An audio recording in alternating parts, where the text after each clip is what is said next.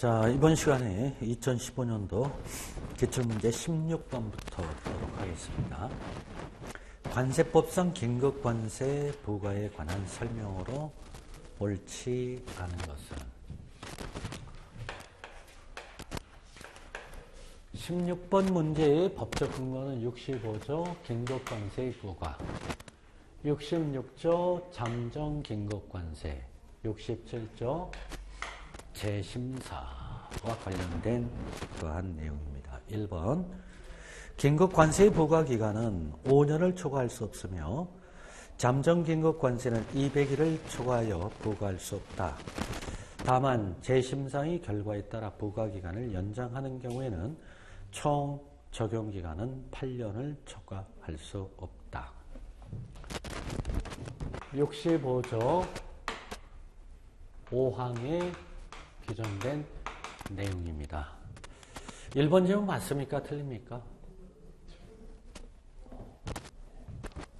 4년 200일 8년이라고 얘기를 했죠. 제가 이거 설명드릴 때 여기 가로 3개 쳐놓고 묻는 그 문제가 똑같이 3번 났다라고 얘기를 했고, 단독적인 문제가 아니면 꼭 지문상으로 나온다라고 얘기를 했던 문제예요. 요거와 아울러서 73조 2항에 규정된 특정 국가와 관세 양호 시 양호의 범위는 어떻게 돼요? 50%를 초과할 수 없다. 이것도 지문상에 굉장히 잘 나오고요. 또 하나 이거와 관련해서 말씀드리는 부분은 시행령 249조 1항에 보시면은요, 입항 전 수입 신고인 시기, 선박은 입항 며칠 전, 항공기의 경우는 며칠 전,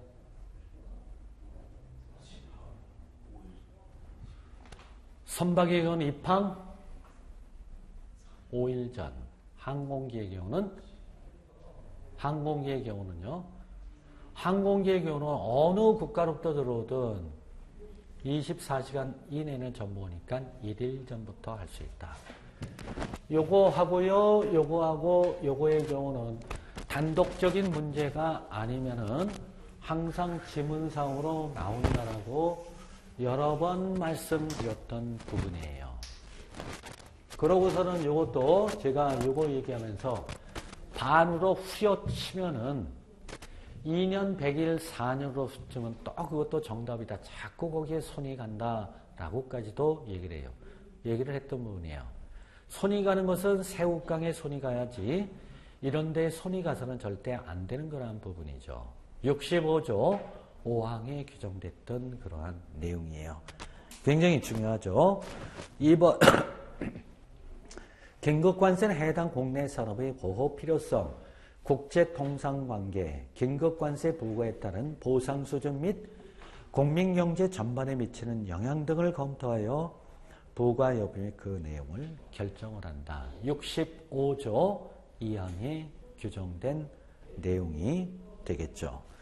국내 산업의 보호 필요성, 국제통상관계, 긴급관세 부과에 따른 보상 수준, 국민경제 전반에 미치는 영향, 이러한 것들을 검토하여 부과 여부와 그 내용을 결정을 한다. 2번 지문도 충분히 문제화될 수 있는 부분이에요. 2번 지문을 통해서 긴급관세의 부과 여부와 그 내용을 결정할 때 다음 보기 중 검토사항이 아닌 것은 이렇게 거꾸로 물어볼 수 있는 부분이에요. 1번 해당 국내 산업의 보호 필요성, 2번 국제통상관계, 3번 긴급관세 부과에 따른 보상주전, 4번 국민경제 전반에 미치는 영향, 5번 그거. 이렇게 할 수 있는 부분이에요.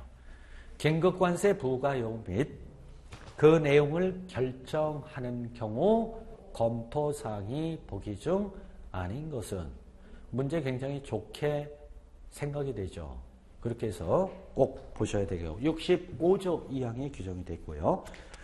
세 번째, 특정 물품의 수입 증가로 인하여 동종 물품 또는 직접적인 경쟁 관계에 있는 물품을 생산하는 국내 산업이 심각한 피해를 받거나, 왜 심각한 피해예요? 실질적 피해가 아니라 탄력 관세에서는 뭐를 잘 들여야 된다고 그랬어요? 탄력 관세에 있어서는 뭐를 잘 들여야 된다라고 그랬어요? 불공을 잘 들이라고 얘기를 했죠.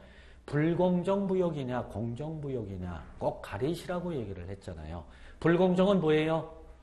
덤핑 상계 보복. 공정은요? 긴급부터 계절 관세까지. 편익 국제협력 관세, 일반 특혜 관세는 특혜 관세의 적용이죠. 불공을 잘 들이라고 했죠. 불공정 무역에 의한 수입행위로 국내 산업이 피해를 받는 정도는 얼만큼이요? 실질적인 피해. 공정무역의 경우는요, 심각한 피해라고 얘기를 했죠. 심각한 피해를 받거나 받을 우려가 있음이 조사를 통하여 확인되고 해당 국내 산업을 보호할 필요가 있다고 인정되는 경우에는 해당 물품에 대하여 심각한 피해 등을 방지하거나 치유하고 조정을 촉진하기 위하여 필요한 범위에서 관세를 추가하여 부과할 수 있다. 65조 1항에 규정된 긴급관세의 부과 대상을 말하는 것이죠. 긴급관세, 영어로 emergency duties, emergency tariff. 긴급관세라고 하는 것은 제가 설명드릴 때 뭐하고 비교를 해서 설명드렸죠? 소방차, 응급차. 왜 대기를 하죠? 분명히 불이 나죠. 응급환자 발생이 되죠. 언제, 어느 때, 어디에서 불이 나고 어디에서 응급환자가 발생이 돼요? I don't know, you don't know. 분명히 불나고 응급환자가 생긴다. 65조 긴급관세의 경우는 우리가 관세 양호를 했는데 어떠한 물품이 그 수입 증가로 인해서 국내 산업이 심각한 피해를 받을지는 몰라요. 분명히 예견이 되죠. 그래서 특정 물품이 수입 증가로 인하여 이렇게 나가는 부분이죠.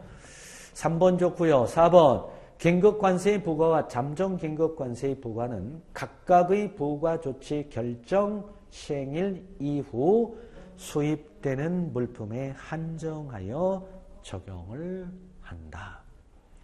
즉 긴급관세의 부과 시기 및 잠정긴급관세의 부과 시기는 각각의 부과 조치 결정 시행일 이후 수입되는 물품에 한정하여 적용한다. 65조 사항.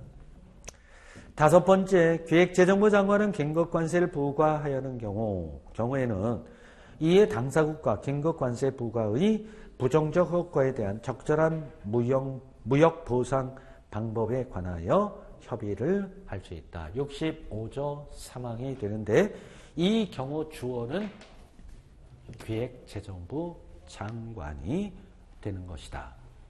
우리 이런 거 배웠죠.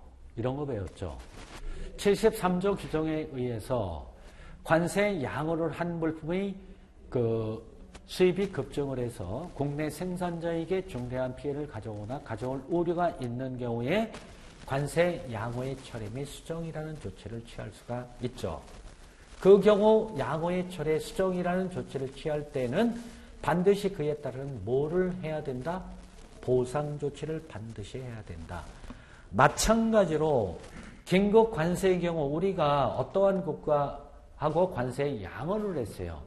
관세 양호한 물품의 수입의 급증으로 국내 산업에 심각한 피해를 주는 이 경우에 긴급 관세를 발동을 하는데 그 경우에도 반드시 뭐다?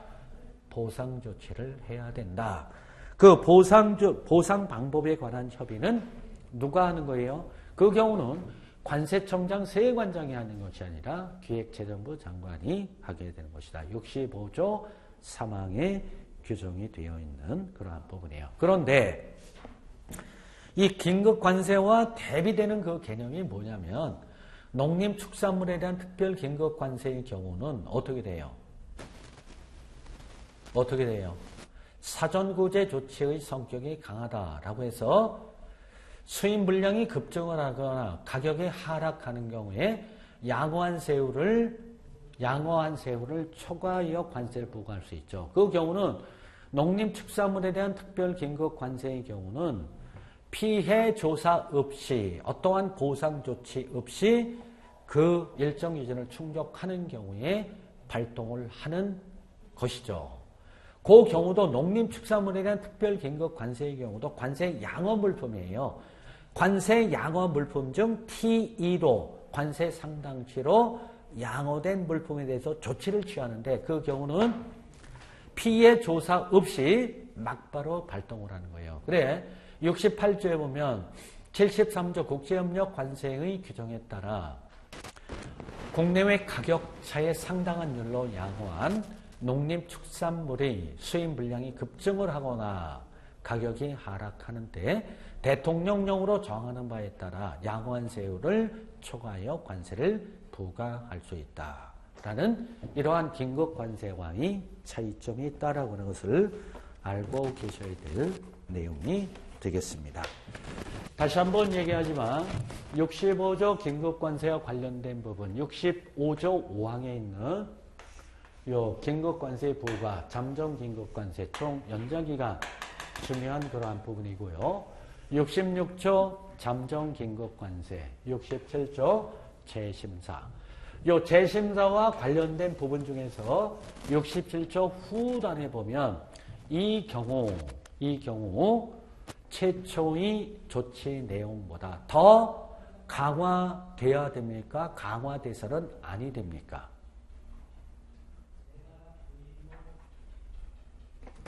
긴급관세의 경우도 재심사를 할 수가 있어요. 덤핑도 그렇고 상계도 그렇고 긴급관세의 경우도 재심사를 하는데 긴급관세 재심사의 경우는 재심사 결과 최초의 조치 내용보다 더 강화해야 된다. 강화돼서는 아니 된다. 어떤 거예요?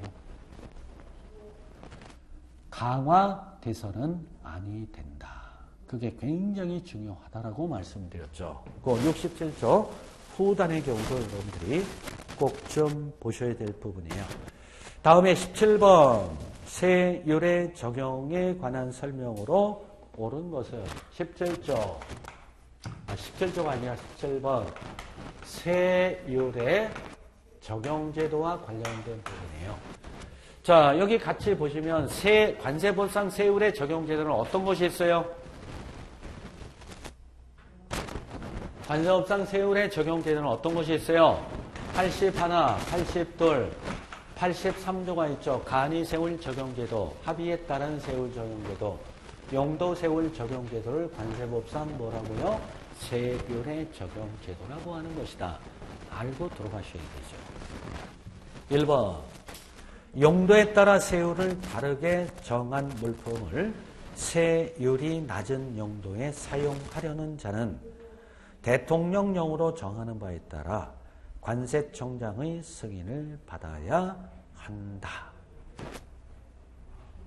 맞습니까? 틀립니까? 용도세율 적용과 관련해서는 어디서 하는 거예요?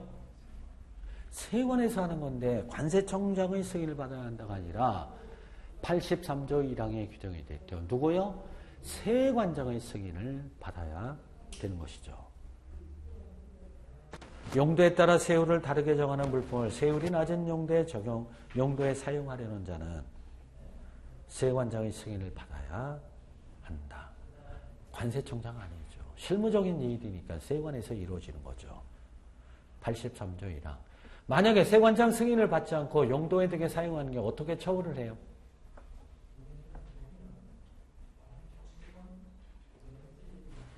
얼만큼 처벌받을 것 같아요?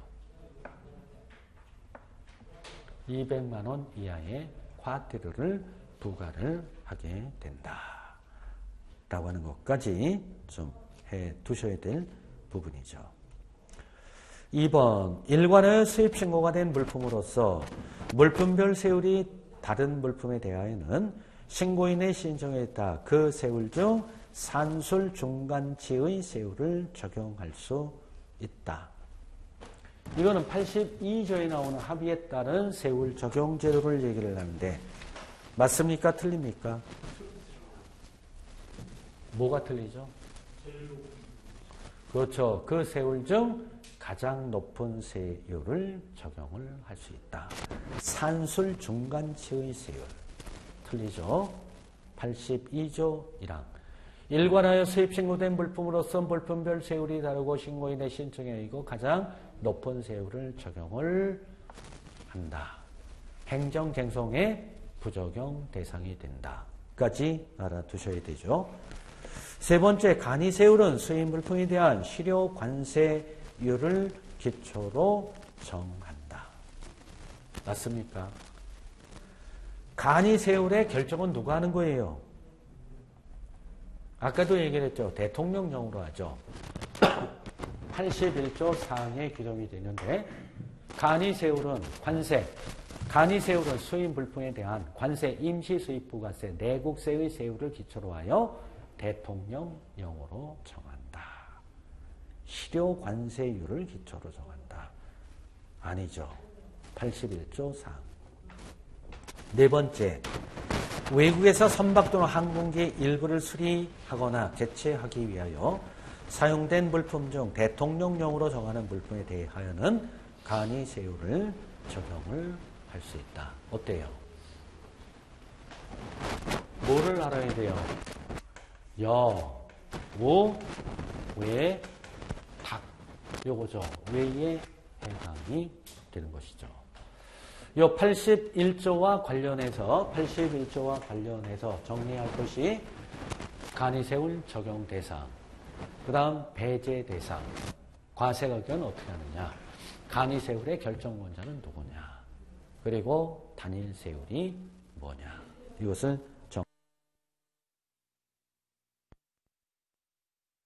세율은 별표 관세율표에 따르되 기본세율을 잠정세율에 우선하여 적용한다. 기본세율을 잠정세율에 우선하여 적용한다. 맞습니까? 근데 저는 이게 하나 오타난 것 같아요. 여러분들 갖고 계시는 거고 제가 갖고 있는 자료는 전부 그 실제 그 놨던 문제를 다운로드를 받아가지고 하는 거예요. 기본세율을 잠정세율에 우선하여 적용한다. 기본세율은 잠정세율에 우선하여 적용한다. 이렇게 돼야 되지 않을까 저는 그렇게 생각을 해요. 을보다는 은 이렇게 50조 1항에 규정이 돼 있는 그런 부분이에요. 그래서 제가 뭐 함부로 을을 은으로 뭐 이렇게 고친다라고 하는 것보다는 기본세율을 잠정세율에 우선하여 적용한다. 좀 말이 이상한 부분이에요. 뭐 여러분들 그렇게 생각 안 하세요? 뭐 생각 안 하셔도 뭐 관계는 없어요. 어떻게 됐든 뭐 뜻은 통하는 그런 부분 아니에요. 자, 기본세율은 몇 순위예요? 6순위. 잠정세율은요? 5순위. 거꾸로 됐죠. 잠정세율은 기본세율에 우선하여 적용을 한다. 이렇게 돼야 되죠. 답은 4번이 되겠습니다. 그래서 5번 지문과 관련된 부분은 관세법 50조에 있는 아까 전 시간에 말씀드렸던 관세율 적용의 우선순위와 관련된 그러한 문제이다. 아주 기초적인 그러한 문제가 분명히 되죠. 뭐 이거 모르시는 분은 없을 거예요. 암기공식 아까 암기공식 7번 탄력관계 종류를 가지고 정리를 하시라고 말씀드렸던 부분이 되겠습니다. 됐죠? 요 세월 적용 제도와 관련해서도 하여간 단독적인 문제로 요 17번 지문 5개를 가지고 제가 문제를 내려면 한 12개 정도는 낼 수가 있어요. 12개 정도 낼 수 있는 부분이에요. 꼭 정리를 하셔야 될 부분이에요. 18번. 한국의 A사는 러시아 정부의 허가를 받아 러시아 영해에서 A사 소유 선박으로 포획한 수산물을 해당 선박에서 1차 가공하여 우리나라에 반입한다. 동물품은 우리나라에서 식품으로 추가 가공된 다음 그중 일부가 수출될 예정이다.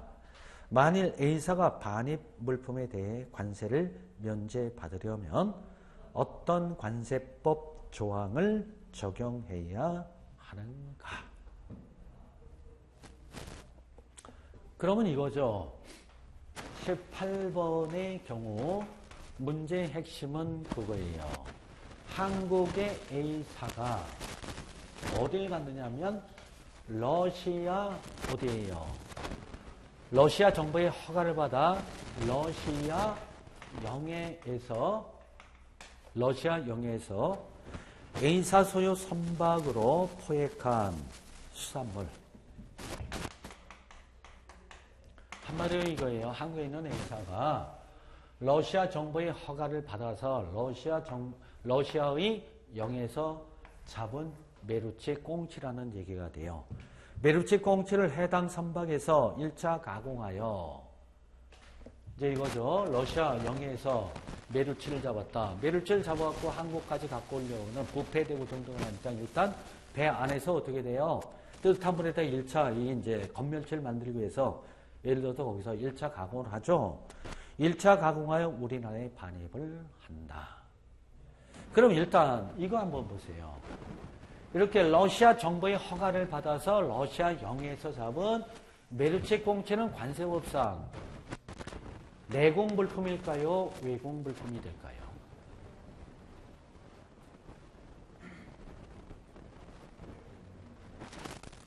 러시아 영해에서 잡은 메루치 꽁치는 우리나라 소유의 선박이 여기 가서 잡은 메루치 꽁치는 내공물품이에요? 외공물품이에요? 내공물품 같으면은 관세, 내공물품 들어오면은 관세 부과 대상이 아니니까 여기 시험 문제 안 내겠죠. 통법상 외공물품이 되니까 들어오면은 어떤 규정에 면제를 받으려면 어떤 규정에 의해서 하느냐. 이거는 외공물품이에요. 외공물품이에요. 요 경우는 법적 근거는 93조 4호에 규정이 되어 있어요. 93조가 특정 물품의 면세 등이라고 하는 거예요. 특정 물품 면세 등이라고 얘기를 한다. 자, 반입한다. 동물품 우리나라에서 식품으로 추가 가공된 다음 중 일부가 수출될 예정이다. 만약 A사가 반입 물품에 대해 관세를 면제받으려면 어떤 관세법 조항을 적용해야 하는 것인가? 그러면요. 이게 여러분들 거의 안 봤을 거예요. 거의 이 내용에서는 안 봤을 거예요. 그럼 어떻게 해야 돼요? 지문 갖고 따져보면 알죠. 냄새가 콜콜 나죠. 1번 정부용품 등의 면세. 전혀 해당 안 되죠. 정부용품 등의 면세. 3번 재수출 면세. 지금 문제가 뭐예요? 재수출 면세라고 하는 것은 수입신고가 수리된 물품으로서 1년의 범위에서 관세청장이 정하는 게 아니라 다시 수출하는 물품에 대해서 면제를 해주는 것을 얘기를 하는 거죠. 지금 문제에서는 뭐예요? 여기서 잡은 메루치가 들어왔을 때 어떤 근거 조항에 의거 면제를 받느냐 이것을 묻는 거 아니에요. 그럼 정부용품 등의 면세와는 전혀 냄새가 나지를 않죠. 그리고 재수출 면세와 관련된 그러한 부분은 아니죠. 재수출 면세를 받는다라고 하면은 지문상에 뭔가를 표현을 해. 수입신고 수리부터 1년의 범위에서 세관장, 1년을 초과하여 부득이해서 수출한 물품이다. 뭘 표현을 했는데 전혀 재수출 면세 냄새가 안 나고. 네 번째 재수입 면세. 재수입 면세는 뭐예요? 우리나라에서 수출했던 물품이 다시 들어오는 건데 이거는 여기서 그냥 이렇게 들어오니까 재수입 면세와는 전혀 등에 관계없고 해외 인강 물품 등의 감세. 이거는 뭐예요? 원재료 부분품을 수출해서 만들어진 물품이 수입이 되는 거고 또는 수리 가공 목적으로 나갔던 물품이 들어와야 되는데 메루치를 러시아에 보내가지고 수리 가공해서 다시 들어오는 경우는 없을 거 아니에요. 그렇죠? 그런 답은 2번 특정 물품의 면세와 관련된 그러한 내용이에요. 요거는 93조 4호에 규정된 이러한 내용이다. 이 93조 특정 물품의 면세 등의 특징이 뭐예요? 17가지가 규정이 되는데 정책적인 공통점이 있어요, 없어요? 전혀 없다. 어디 갖다 끼워붙일 수 없는 부분을 전부 한 군데다 몰아놓은 것이다. 이렇게 말씀을 드렸던 부분이죠. 만약에 모른다고 하더라도 18번에 이 내용을 모른다고 하더라도 가만히 하나하나씩 놓고 한번 정보용통의 면세냐 이런 것들 하나하나 이렇게 따져보면 추격을 할 수 있는 그런 부분이에요. 해서 93조 3항을 제가 한번 읽어볼게요. 93조 4호를 한번 볼게요. 우리나라 선박이 외국의 정부의 허가를 받아 외국의 영해에서 채집하거나 포획한 수산물 가로에 이를 원재료로 하여 우리나라 선박에서 제조하거나 가공한 것을 포함을 한다. 요 물품이 수입될 때 그 관세를 면제를 할 수 있다. 이렇게 규정된 내용이 되겠습니다. 자, 해서 18번 문제는 바로 이렇게 정답을 찾으시면 되고 19번 문제 상응 경품 또는 광고용품으로서 관세가 면제되는 물품이 아닌 것은 상형 경품, 광고용품으로서 관세가 면제되는 물품이 아닌 것은 자, 여러분들 입장에서 이렇게 문제가 났을 때 참 찾기가 무엇을 원하는 거냐라고 하는 것을 찾기가 참 좀 어떻게 보면 여러분들 입장에서는 힘든 부분이에요. 상형경품 또는 광고용품으로서 관세가 면제되는 물품. 이거는 감면세 중에서 어디에 해당이 되는 걸까요? 그것을 좀 알고 들어가시는 것이 좀 괜찮아요. 19번 문제. 요거는 좀 수험생 입장을 생각을 하신다고 하면 앞에다가 관세법 몇 조에 의한 좀 달아놓으면 상당히 좋을 것 같아요. 이거의 법적 근거는 94조예요. 소행 물품 등의 면세에서 나오는 그런 문제가 되죠. 관세법 94조 시행규칙 45조에 규정된 이러한 내용이에요. 1번 물품이 천공 또는 절단되었거나 통상적인 조건으로 판매할 수 없는 상태로 처리되어 겸품으로 사용될 것으로 인정되는 물품. 이거는 시행규칙 45조 1호에 규정이 되어 있는 부분이죠. 2번 판매 또는 임대를 위한 물품의 상품 목록, 가격표 및 교육 안내서. 이거는 2호에 규정이 되어 있고요. 3호 과세 가격이 미화 250불 이하인 물품으로서 겸품으로 사용될 것으로 인정되는 물품 3호에 규정이 되어 있고요. 네 번째 물품의 형상, 성질 및 성능으로 보아 겸품으로 사용될 것으로 인정되는 물품 시행규칙 45조 1항 4호에 규정이 되어 있고 다섯 번째 박람회 전시회 공진회, 품평회, 기타 이에 준하는 행사의 출품 또는 사용하기 위하여 그 주최자 또는 행사에 참가하는 자가 수입하는 물품. 그러면은 상형 경품, 광고 용품으로서 관세가 면제되는 물품이 아닌 것은 보시면은 이걸 알고 모르고를 떠나가지고 1번부터 5번 지문을 이렇게 쭉 보신다고 하면은 이 상형용품, 광고용품하고 전혀 하등의 관계가 없는 것이 하나가 딱 있어요. 어떤 것일까요? 1번, 2번, 3번, 4번의 경우는 어떻게 됐든 경품이다, 뭐 상형경품이다, 전부 이렇게 돼 있는데 5번의 경우는 상당히 어떻게 돼요? 생뚱맞아요. 박람회, 전시회, 공진회, 품평회, 기타 이에 준하는 행사의 출품 또는 사용하기 위하여 그 주최자 또는 행사에 참가하는 자가 수입하는 물품. 수입을 해서 우리나라에서 일정 기간 사용한 후 다시 수출이 될 물품이에요. 5번은 재수출 면세 대상이 됩니다. 이거는 97조 시행령 50조 1항 6호의 재수출 면세 대상으로 규정을 하고 있다. 제가 여러분한테 감면세를 얘기를 할 때 각 감면 대상, 면세 대상을 얘기할 때 중요한 부분을 체크를 해드렸고 그 이외의 경우는 한번 화장실 가서 한번 봐라 이렇게 말씀을 드렸던 거란 부분이에요.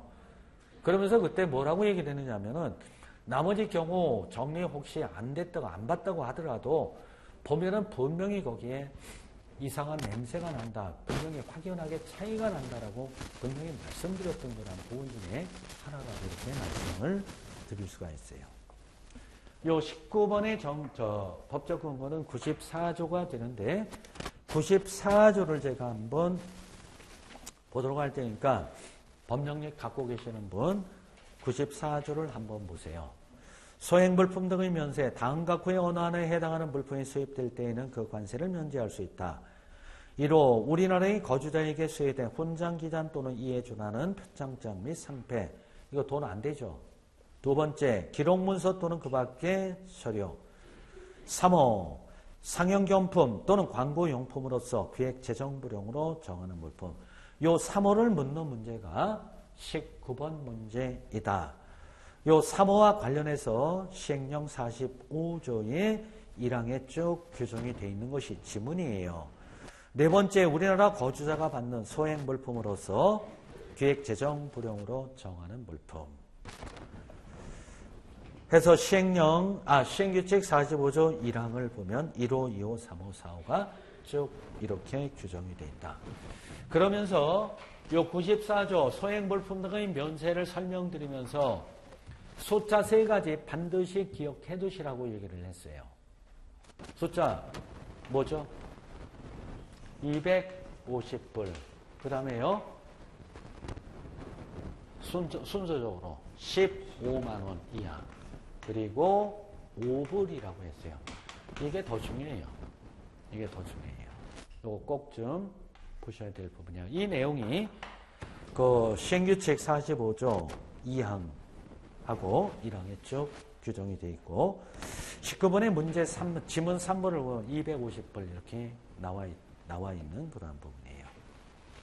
그래서 19번의 정답은 5번 제스처 면세 대상이 되는 것이다.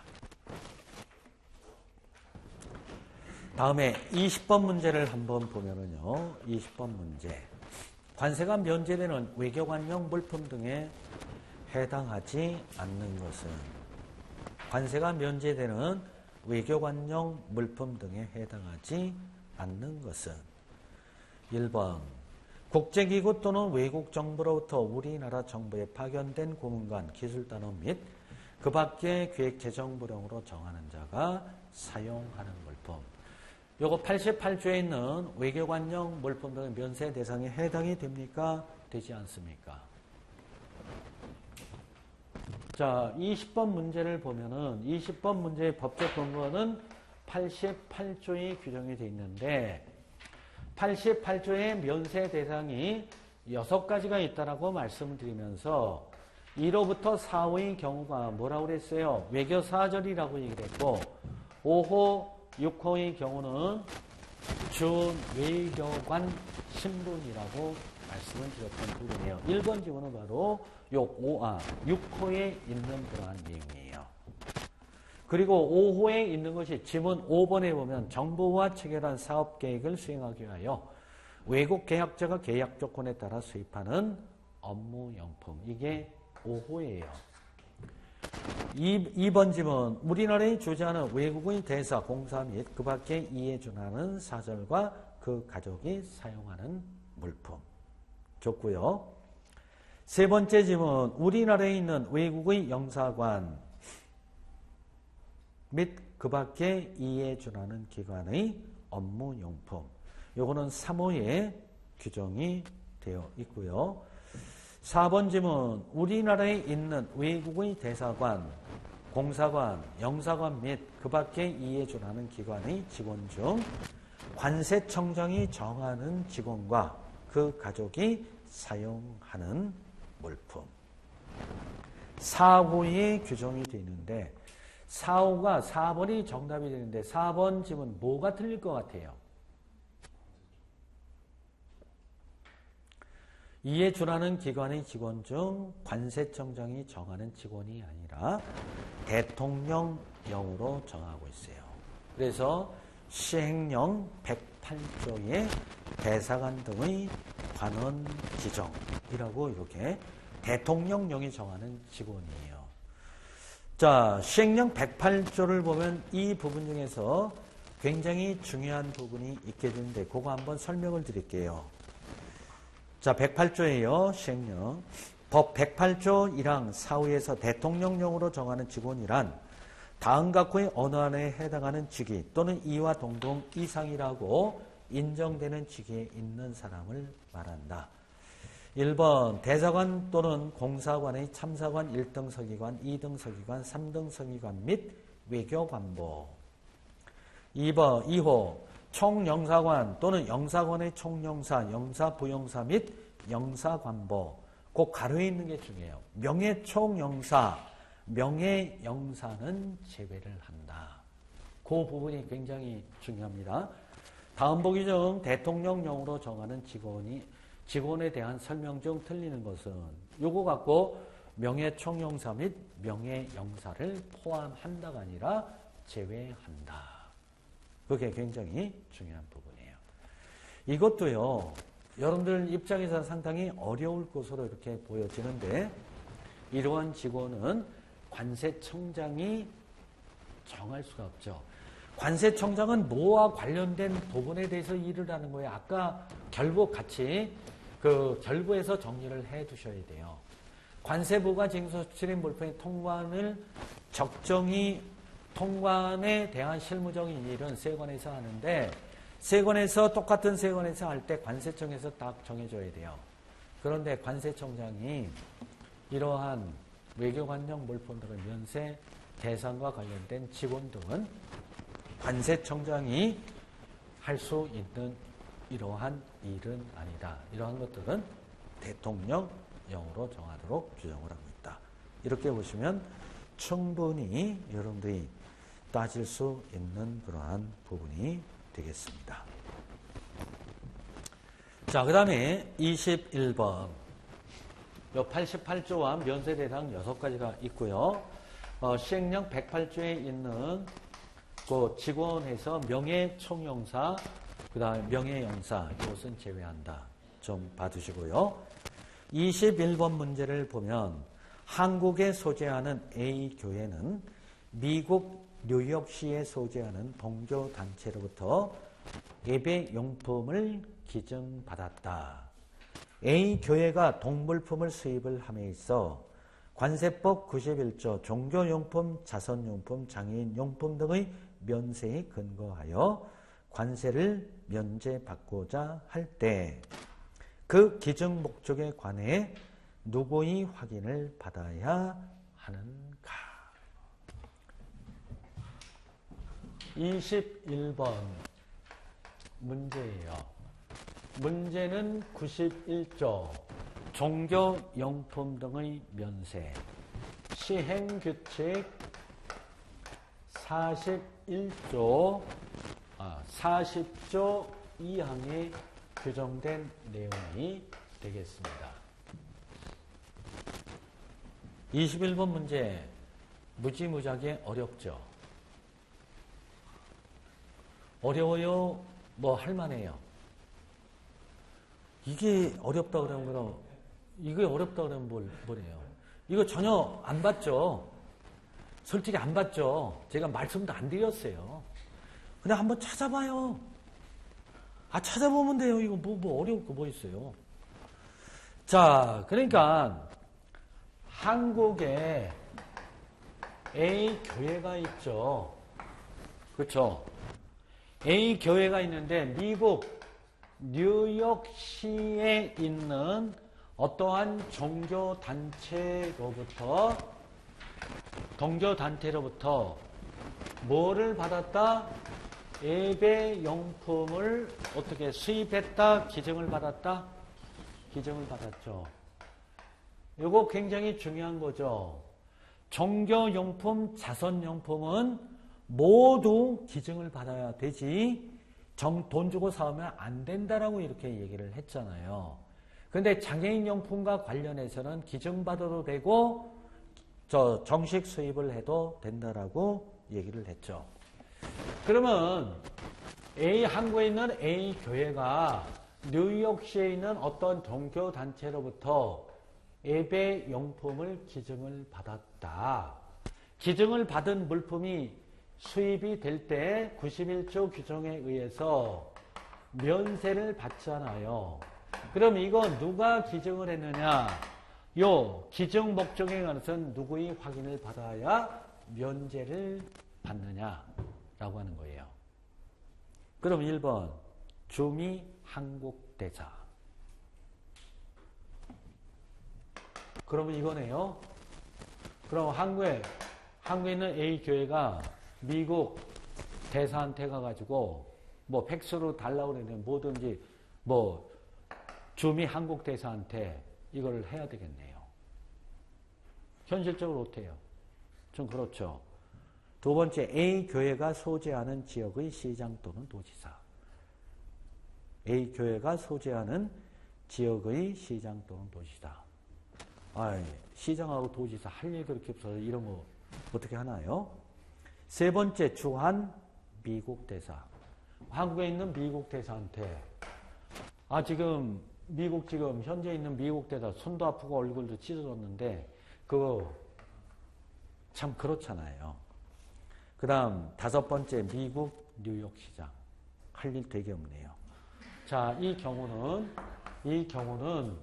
뉴욕시에 있는 종교단체로부터 예배용품을 기증받은 경우에 면제를 받으려고 하면 한국에 있는 문화체육관광부 장관에게 확인을 받아야 된다. 아마 여러분들 입장에서는 좀 어려운 그러한 문제라고 얘기를 할 수가 있는데요. 이 법적 근거를 한번 보도록 하겠습니다. 법적 근거 91조 1항과 1호와 관련된 그러한 부분으로서 시행규칙 40조 2항을 보면은요, 91조 1호에 따라 관세를 면제받으려는 자는 해당 기증 목적에 관하여 문화체육관광부 장관의 확인을 받아야 한다. 저는 쉽다라고 그냥 통밥상 봐도 된다고 했는데 여러분들 입장에서 조금 좀 어려운 부분도 없지 않아 있겠네요. 그래서 답은 4번이 되겠네요. 2015년도에 이 감면과 관련해서 18번, 19번, 20번, 21번 이렇게 쪼로로미해서 네 문제가 이렇게 감면제도와 관련된 부분에서 이렇게 쭉 출제가 됐네요. 자, 해서 21번의 정답은 4번. 이러한 것들은요, 감면제도와 관련된 부분은 좀 여러분들 법령집 보시고 시행규칙 한번 쭉 이렇게 훑어보시면 되겠고요. 22번. 관세법상 심사청구에 관한 설명으로 옳지 않은 것은 심사청구와 관련된 부분이에요. 자, 22번의 법적 근거는 심사청구와 관련된 부분은 118조부터 129조까지가 심사청구와 관련된 이러한 내용이 되겠습니다. 1번, 심사청구는 대통령령으로 정하는 바에 따라 불복하는 사유를 심사청구서에 적어 해당 처분을 하였거나 하였어야 하는 세관장을 거쳐 관세청장에게 하여야 한다. 122조 1항에 규정이 되어 있어요. 122조 1항에 규정이 되어 있다. 잘 봐두시고요. 두 번째, 이의 신청을 거친 후 심사 청구를 하려는 경우에는 이의 신청에 대한 결정을 통지받은 날부터 30일 이내에 하여야 한다. 다만 132조 4항 단서에 따른 결정기간 내 결정을 통지받지 못한 경우에는 결정을 통지받기 전이라도 그 결정 기간이 지난 날부터 심사 청구를 할 수 있다. 121조 2항에 규정된 내용이 되는데요. 맞습니까? 틀립니까?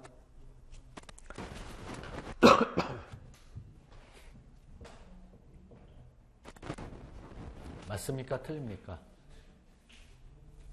항상 그렇죠. 이의신청, 심사청구, 심판청구, 행정소송을 제기할 때 항상 청구 기간은 제기를 할 때는 항상 며칠이라고 그랬어요?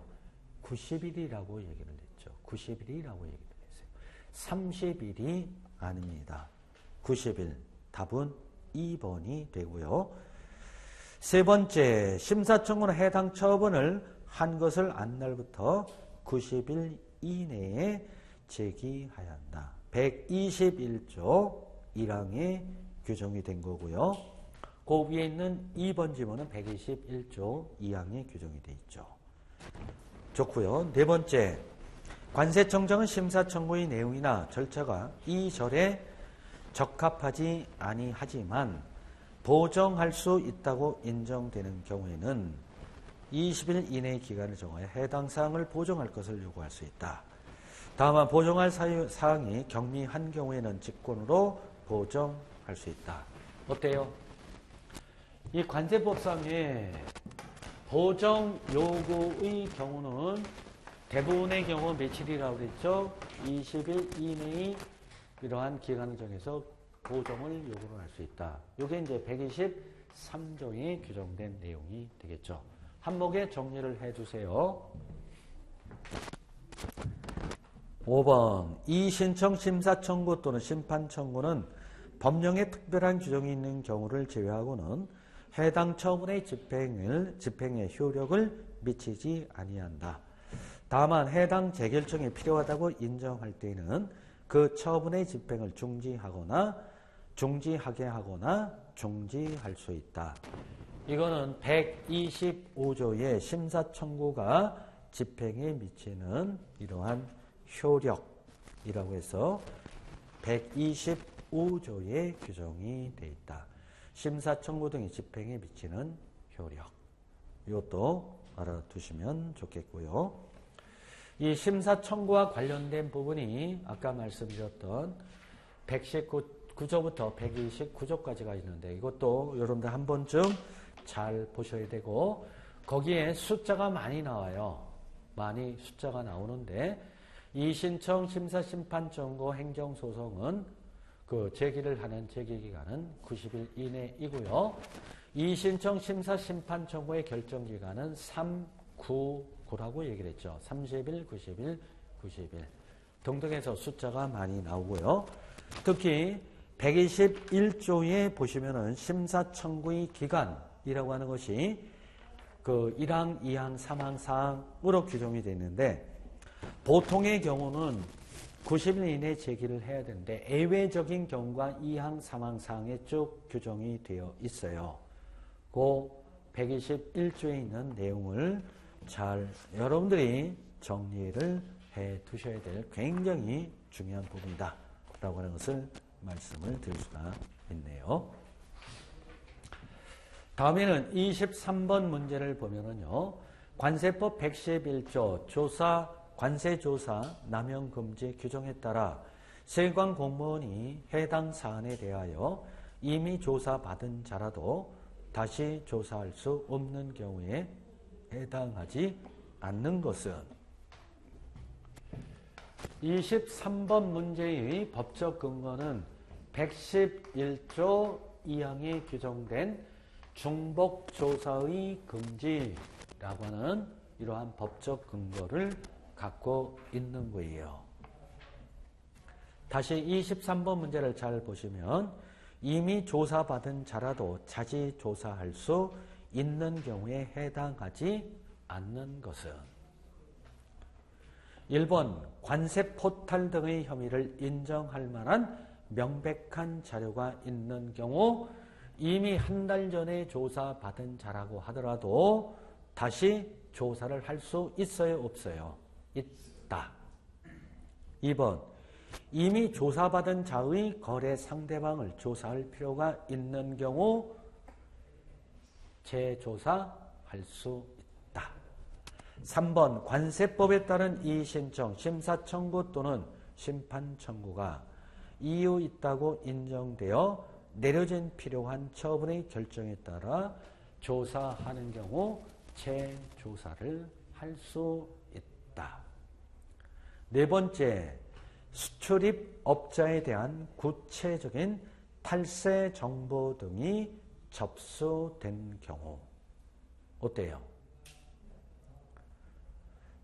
탈세 정보 등이 접수됐다고 해서 이미 조사받은 자에 대해서 재조사할 수 있다, 없다? 없다. 탈세 정보 등이 접수가 돼서 탈세 정보가 있다. 즉 관세 포탈 등의 형의를 인정할 만한 명백한 자료가 있는 경우에 하는 것이지 탈세 정보가 있다라고 접수를 했다고 해서 재조사할 수 있는 것은 아니다. 답은 4번. 저는 이런 문제가 나오면 참 수험생을 너무나 아주 무시하는 이러한 지문 아닌가 이렇게 생각이 돼요. 솔직히 이거 모른다고 하더라도 지문 읽어보면은 대충 앞뒤 한번 맞춰보면은 충분히 고를 수 있는 그런 부분 아니에요.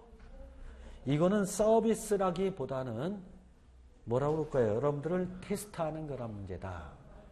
테스트라는 부분은 너무나 잘 알고 있는 그런 부분에 대해서 다시 한번 이렇게 여러분들 마음이 어떤가 이렇게 한번 훔쳐보는 그런 문제 아닐까 이렇게 생각이 돼요.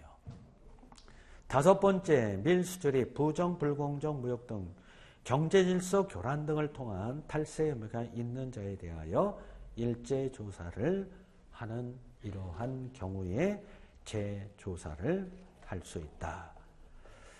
해서 111조 2항에 보면 다시 한번 보면은요. 세관공무는 다음 각호의 어느 안에 해당하는 경우를 제외하고는 해당 사안에 대하여 이미 조사받은 자를 다시 조사할 수 없다. 해서 네 가지의 그러한 내용 출제가 됐고요. 답은 4번이 되겠습니다. 24번 문제.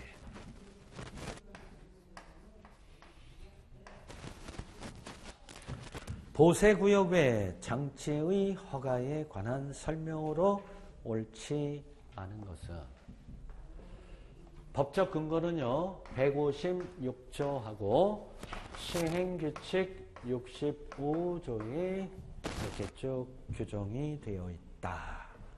1번 세관장은 외국 물품에 대하여 보세구역 외 장치 허가를 하려는 때에는 그 물품이 관세에 상당하는 담보의 제공, 필요한 시설의 설치 등을 명할 수 있다.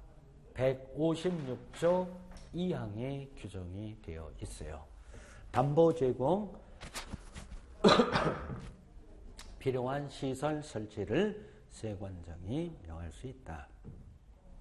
2번 장치장소, 즉 보세구역의 장치장소, 장치사유는 보세구역 외 장치의 허가 신청서의 기재사항의 일부이다.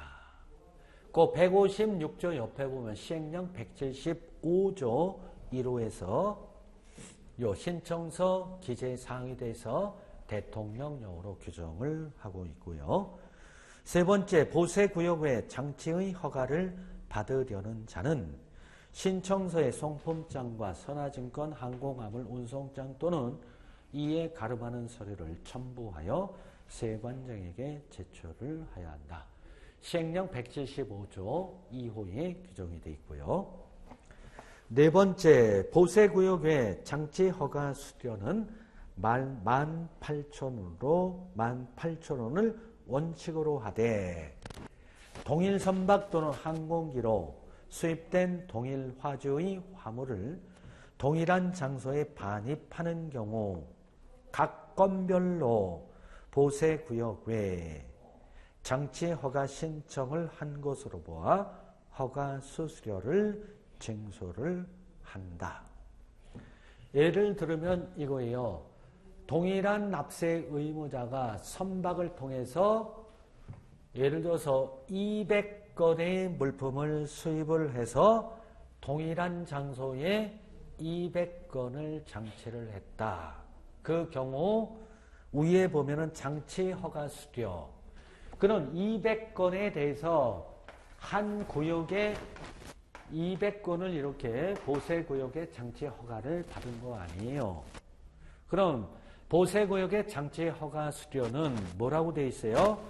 18,000원이라고 했죠. 18,000원 곱하기 200 하는 것이 아니라 이것은 한 건으로 그 뒤에 각 건별로 허가 수료를 징수하는 것이 아니라 이것은 한 건으로 보아서 허가 수료를 징수를 한다라는 그러한 내용이 되겠습니다. 잘 다시 한번 보세요. 뒤에 동일한 선박 또는 항공기로 수입된 동일한 화주의 화물을 동일한 장소에 반입하는 경우 각 건별로 보세구역에 장치 허가 신청을 한 것으로 보아 허가 수료를 징수를 한다.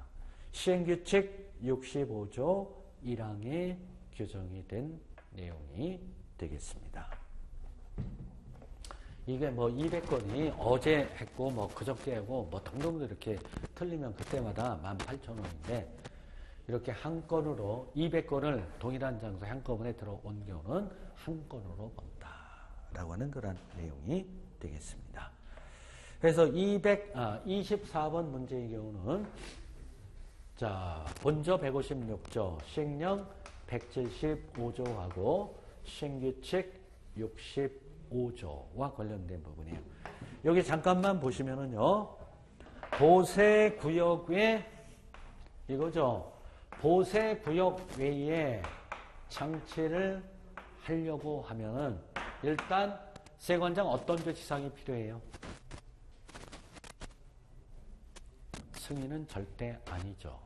승인이 절대 아니에요. 보세구역에 장치를 해야 관세채권 확보가 용이한 거 아니에요. 그렇죠? 보세구역 밖으로 나간다고 하면 불법 유출, 도난분실의 우려가 있는 부분이죠. 그것은 뭐예요? 관세 채권 확보와 관련된 측면이 되니까 이것은 허가예요. 허가를 받아야 되고, 그리고 담보 제공 사유에 해당이 되고요. 시설 설치를 명할 수가 있고요. 지금 금방 살펴본 것처럼 보세구역 밖에 장치하는 경우 수수료를 징수를 하죠. 관세법상 수수료 징수와 관련해서 모두 누가 정하도록 규정을 하고 있다? 관세법상 수수료와 관련된 부분은 전부 누가 정하는 바에 따라 수료를 납부를 해야 된다. 기획 재정부령으로 모두 정하고 있다. 이것도 잘 나와요. 기획재정부령으로 정하는 바에 따라 수료를 납부를 해야 한다. 납부할 수 있다. 라고 이렇게 되어 있는데 그것을 대통령령으로 이렇게 할 수 있는 부분도 분명히 있다라고 하는 것을 말씀드리고 어찌됐든 수수료와 관련된 부분 모두 기획재정부령으로 정한다. 그것도 토탈로 알고 계시면 되겠습니다. 허가받아야 되고 담보 제공 사유에 해당이 되고 시설 설치를 명할 수 있고 기획재정부령으로 정하는 바에 따라서 수료를 납부를 해야 된다. 라고 하는 것이 핵심적인 그러한 내용이 되겠습니다. 다음에 25번 문제를 보면 장치기간 경관 물품의 매각에 관한 설명으로 옳은 것은 장치 물품의 매각과 관련된 법적 근거는 208조 내지 211조에 쭉 규정이 되어 있어요. 1번 매각 대행기관이 매각을 대행하는 경우에는 매각 대행기관의 장을 세관장으로 본다. 208조 5항에 규정이 되어 있어요. 여기에 오타도 없고요. 띄어쓰기 굉장히 잘 되어 있어요. 내용도 맞고. 1번 틀리는 부분은 없고요. 2번 세관장은 매각 전에 화주 등에게 통고일부터 2개월 내에 해당 물품을 수출, 수입 또는 반송할 것을 통고하여야 한다. 209조 1항에 규정이 되어 있는데요. 장치기간 경과한 물품을 매각을 할 때에는 반드시 반출 통고를 반드시 해야 됩니다. 다시 한번 그 물품을 반출할 수 있는 기회를 줘야 돼요. 그 경우는 통고일부터 2개월이 아니라 1개월이에요. 1개월 이내에 1개월 내에 반송할 것을 통고하여야 합니다. 틀렸고요. 세 번째, 매각 물품의 예정 가격의 산출 방법과 위탁 판매에 관한 사항은 계획 재정 부령으로 정하고 경매 절차에 관하여는 국세징수법을 준용을 한다. 210조 6항에 규정이 되어 있는데 계획 재정 부령이 아니라 대통령령으로 정하고 있어요. 이것도 틀리고요. 네 번째, 세관장은 매각할 때에는 매각 물건, 매각 수량, 매각 예정 가격 등을 매각 시작 2주일 전에 공고를 해야 한다. 아니에요. 210조 7항에 보면은 매각 시작 10일 전이에요. 10일 전에 공고를 하여야 합니다. 다섯 번째, 매각하는 물품의 질권자나 유치권자는 해당 물품을 매각한 날부터 2주일 이내에 그 권리를 증명하는 서류를 세관장에게 제출해야 한다. 211조 2항을 보면은요, 2주일이 아니라 1개월 이내에 그 권리를 증명하는 서류를 세관장에게 제출하여야 한다라고 이렇게 규정이 되어 있습니다. 그래서 정답은 1번이 맞고요. 2번, 3번, 4번, 5번 210조 대부분 규정이 되어 있는 그러한 부분이에요. 그럼 장치기간 경과를 하게 되면은요,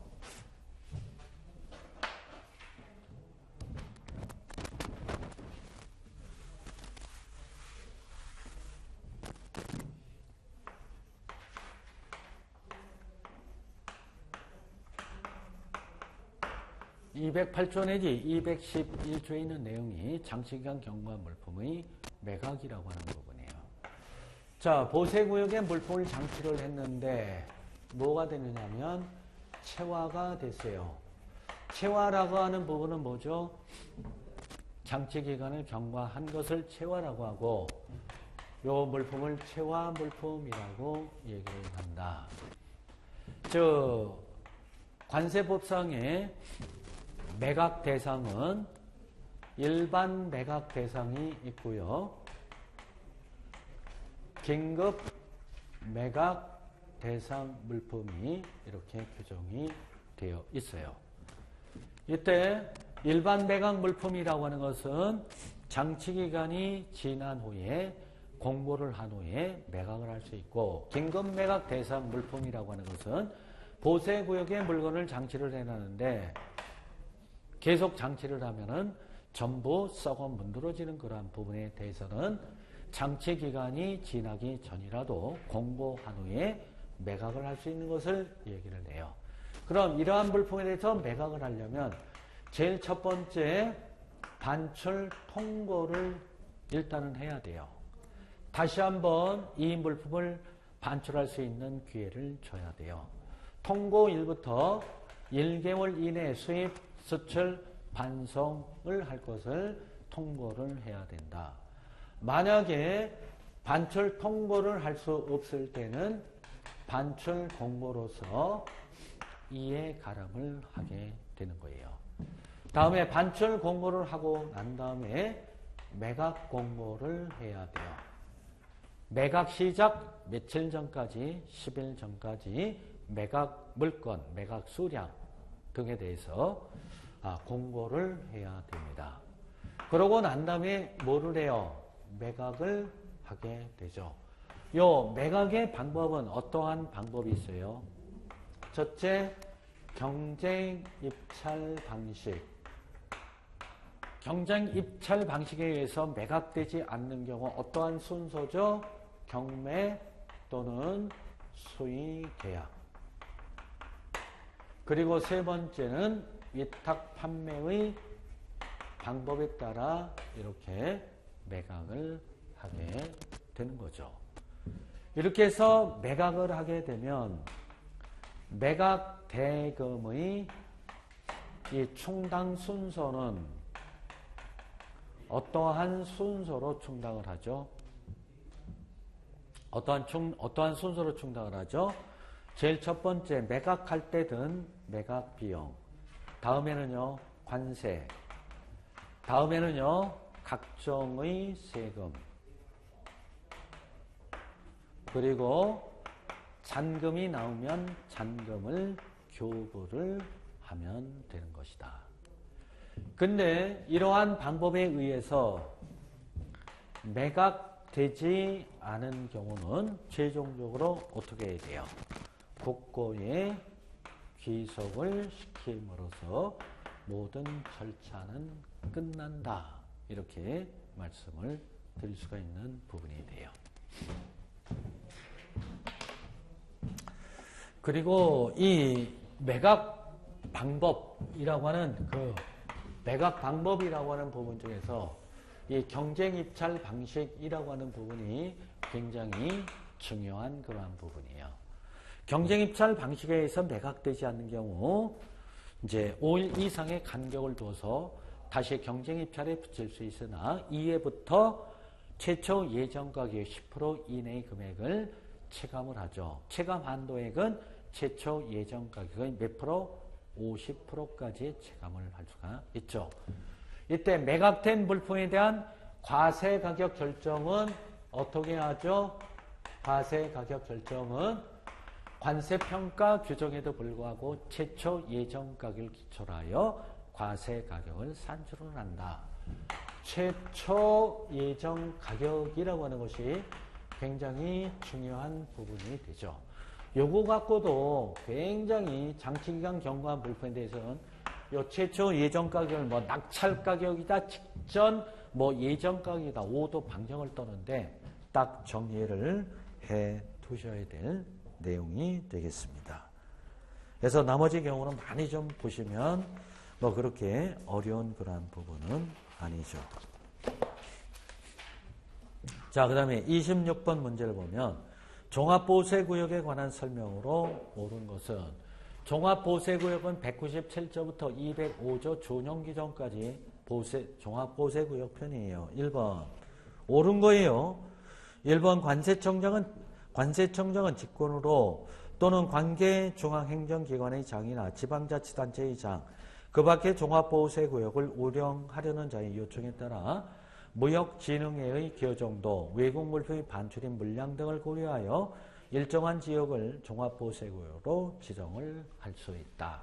197조 1항에 규정이 되어 있고, 여기서 중요한 부분은 종합보호세구역의 지정권자는 관세청장이다. 관세청장이 직권으로 하든지 아니면 지정 요청에 의거 종합보호세구역으로 지정을 한다. 괜찮고요.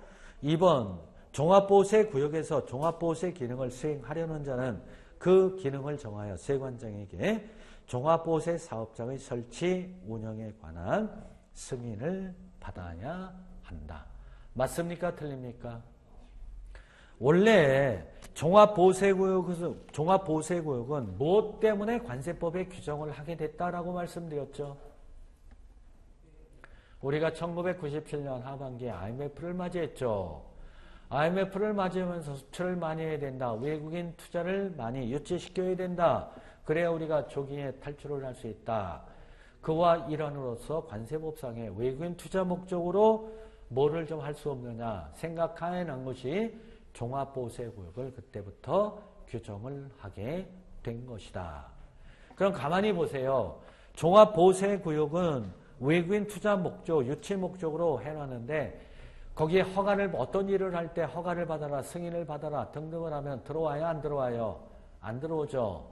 그래서 종합보호세구역에서는 대부분의 어떠한 행위를 할 때 모두 어떻게 되어 있다고 그랬죠? 허가 승인사항은 하나도 없고 신고사항이라고 얘기를 했죠. 그래서 2번의 경우도 종합보호세 사업장의 설치 운영에 관한 신고를 세관장한테 해야 된다. 승인을 받아야 한다가 아니라 신고를 하여야 한다. 198조 1항에 규정이 되어 있죠. 198조 1항. 3번 외국인 관광객 등 대통령령으로 정하는 자가 종합보호세구역에서 구입한 물품을 국외로 반출하는 경우에는 해당 물품을 구입할 때 납부한 관세 및 내국세 등을 환급받을 수 없다. 맞습니까? 아니죠. 환급받을 수 있다. 199조의 2의 규정이 되어 있죠. 이거 모른다고 하면 혹시 이게 없다 있다 혹시 안 되면은요. 저 관세 환급 청구권의 기산일을 따질 때 경수와 종수가라고 할 때 그 종이라고 하는 게 뭐예요? 종합보호세구역 판매 물품에 대한 환급을 받는 경우는 환급에 필요한 서류 제출일. 요거하고 연관을 시키면 199조의 2에 환급을 받을 수 있다. 이렇게 규정이 되어 있는 것을 여러분들이 아마 아실 거예요. 여기에 외국인 관광객 등이라고 하는 것은 뭐예요? 외관거래법 제3조에 따른 비거주자를 말한다. 그러나 이 법인 등은 제외를 한다. 그 정도 알아두시라고 말씀을 드렸고요. 네 번째, 종합보호세구역에서 소비하거나 사용되는 물품으로서 기획재정부령으로 정하는 물품은 수입 통관을 하지 않고 이를 소비하거나 사용할 수 있다가 아니라 없다. 200조 1항의 규정이 되어 있죠. 즉 종합보호세구역에서 소비 사용되는 물품은 수입 통관 후에 종합보호세구역에서 소비 또는 사용을 해야 된다라는 얘기가 되는 거죠. 200조 1항. 다섯 번째, 세관장은 종합보호세구역 안에 있는 외국 물품이 감시 단속에 필요하다고 인정될 때에는 종합보호세구역의 지정 요청자에게 보호세 화물의 불법 유출, 분실, 도난 방지 등을 위한 시설을 설치할 것을 요구를 할 수 있다. 203조 3항에 규정이 되는데 종합보호세구역 얘기를 할 때 이거 제가 강조를 했던 부분이에요. 종합보호세구역 내 시설 설치 요구권자는 관세청장이라고 얘기를 했죠. 세관장이 아니에요. 관세청장이라고 말씀을 드렸다. 그래서 정답은 1번이 되고요. 이 종합보호세구역과 관련해서 다시 하나 더 중요한 부분은 204조 1항하고 2항에 있는 종합보호세구역의 지정권자하고 지정취소권자는 관세청장이 되고요. 종합보호세 기능 수행 중지권자는 누구다? 세관장이다.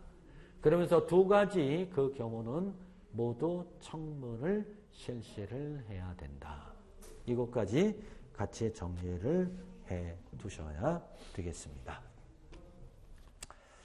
자, 여기까지 살펴봤고요. 다음 시간에 27번 문제부터 보도록 또 하겠습니다. 하여간 처음 나오는 그런 부분에 대해서는 자세히 설명드리고 앞으로 관련해서 앞에서 설명드렸던 부분은 딱 말씀만 드리고 넘어가도록 하면은 아마 거의 될 거예요. 자, 이렇게 해서 26번까지 문제를 풀어봤습니다. 다음 시간에 27번 문제부터 또 살펴보도록 하겠습니다.